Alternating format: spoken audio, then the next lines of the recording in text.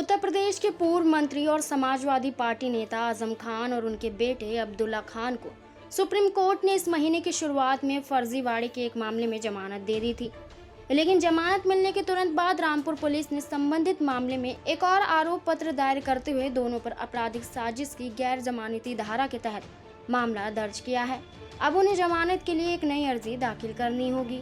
आपको बता दें, इसके साथ ही अदालत ने निर्देश दिया है कि विरोधी पक्ष को 1,63,00,000 रुपए हर्जाने में और 4,55,000 रुपए प्रति महीने का भुगतान तब तक किया जाए जब तक कि कब्जा हटाने लिया जाता है। आजम खान, उनकी विधायक पत्नी तंजीम फातिमा और बेटे अब्दुल्ला आजम ने पिछले साल फरवरी में अब्दुल्ला आजम खान के 2 जन्म प्रमाण पत्र से संबंधित एक केस में रामपुर अदालत के सामने आत्मसमर्पण कर दिया था। इसमें एक स्थानीय भाजपा नेता आकाश सक्सेना की शिकायत के आधार पर एफआईआर दर्ज किया गया था। लगभग 11 महीने जेल में बीतने के बाद पिछले साल दिसंबर में तंजीम फातिमा जमानत पर बाहर आ गईं, जबकि उनके पति आजम खान और उनके बेटे अब्दुल्ला अभी भी सीतापुर जेल में बंद हैं। आपको बता दें, एक अनुभवी राजनेता और मुलायम सिंह यादव के खास आजम खान का खराब वक्त तब शुरू हुआ जब उनके ड्रीम प्रोजेक्ट जौहर विश्वविद्यालय ने भूमि हत्याने, धन की हेराफेरी और दूसरे अवैध कामों की शिकायतों पर अधिकारियों का ध्यान अपनी ओर आकर्षित किया। हालांकि उत्तर प्रदेश में नए शासन के बाद से ये यूनिवर्सिटी सभी गलत कारणों से समाचार में बनी हुई है। 2019 में माजरा आलियागंज गांव के स्थानीय लोगों की शिकायत के आधार पर 2 दर्जन से अधिक मामले दर्ज किए गए थे। उन्होंने ये आरोप लगाया था कि उन्हें उनकी जमीन से वंचित कर दिया गया है और जमीन को यूनिवर्सिटी के कब्जे में ले लिया गया है। 1 साल बाद 2020 में जिला प्रशासन ने कब्जे की जमीन को अपने नियंत्रण में लिया और राजस्व रिकॉर्ड में मौजूद नामों के आधार पर उनमें से अधिकांश किसानों को उनकी जमीन वापस कर दी। 2009 में एक दूसरे मामले में स्थानीय पुलिस ने छापेमारी कर जौहर विश्वविद्यालय से 2000 से अधिक दुर्लभ चोरी की किताबें बरामद की।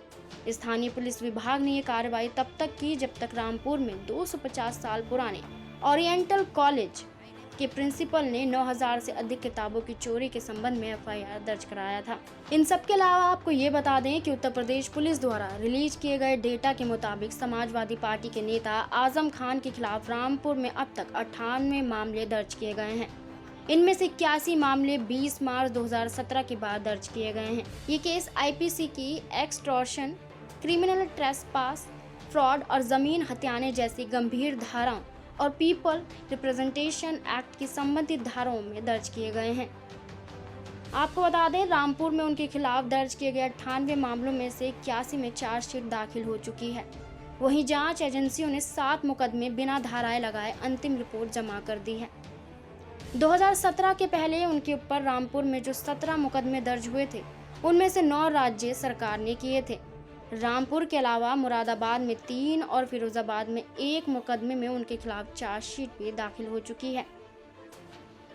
इस साल मार्च की शुरुआत में समाजवादी पार्टी के प्रमुख अखिलेश यादव के नेतृत्व में जौहर यूनिवर्सिटी से लखनऊ तक 9 दिन लंबी यात्रा निकाली गई थी, जिसका मकसद आजम खान के साथ एकजुटता दिखाना था।